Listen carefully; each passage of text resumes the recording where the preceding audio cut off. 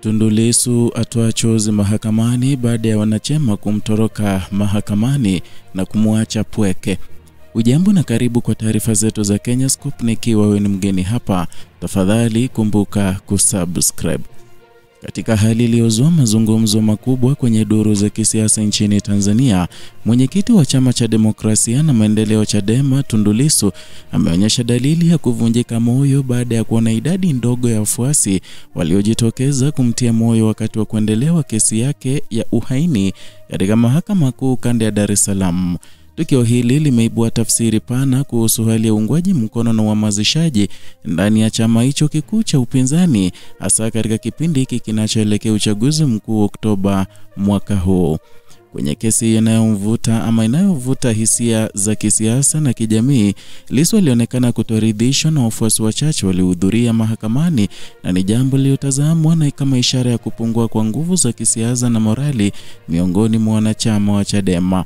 Wachambuzi wa masuala ya siasa wameeleza kuwa hali hiyo inaweza kuwa kielelezo cha changamoto za kiutendaji na kihamasishaji zinazoikumba chama hicho ambacho kwa muda kimekuwa mstari wa mbele kupigania mageuzi ya kisiasa nchini. Kwa mujibu wa taarifa rasmi za mahakama, kesi hiyo ya uhaini dhidi ya Tundu Lissu itaendelea kwa tena Ijumaa ya Oktoba tarehe 10 ambao ni leo katika kikao kijacho. Lissu anatarajiwa kuanza kumhoji shahidi wa pili wa upande wa mashtaka, mkaguzi wa polisi John Kaya, ambaye tayari ametoa ushahidi wake kuhusu kauli zilizodaiwa kutolewa na Lissu mwaka huu kuhusiana na madai ya kuzuia kufanyika kwa uchaguzi mkuu wa mwaka 2025. Ushahidi huu umekuwa kiini cha mjadala mkubwa, kwani unahusiana moja kwa moja na tuhuma zinazoweza kubadilisha mwenendo wa kisiasa nchini endapo hukumu itatolewa kabla ya uchaguzi. Kwa mujibu wa nyaraka za mahakama, Lissu anakabiliwa na shtaka moja la uhaini chini ya kifungu cha 39(2) cha sheria ya kanuni ya adhabu. Kosa hilo halina dhamana, ni jambo lililomfanya kuendelea kushikiliwa rumande tangu Aprili tarehe 10 mwaka 2025, akitimiza siku 184 akiwa gerezani kufikia leo. Ratiba ya mahakama inaonyesha kuwa kesi hiyo itaendelea kusikilizwa kwa mfululizo kuanzia Oktoba tarehe 6 hadi tarehe 24 kabla ya kuendelea tena kati ya Novemba tarehe 3 na 12 mwaka huu.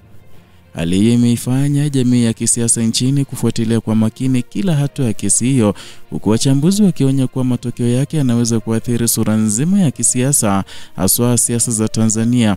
Wakati huo viongozi wa Chadema wanalazimika kukabiliana na changamoto za kudumisha mshikamano ndani ya chama, kuhakikisha wanachama hawakati tamaa na kuendelea kuonyesha ujasiri wa kisiasa licha ya mwenyekiti wao kuwa chini ya ulinzi wa serikali.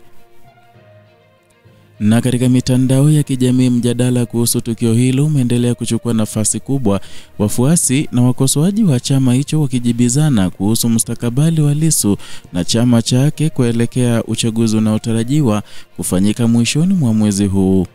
Huu ndio mtazamo wa Kenyascope na tunakujuza kwa undani yanayojiri Afrika Mashariki.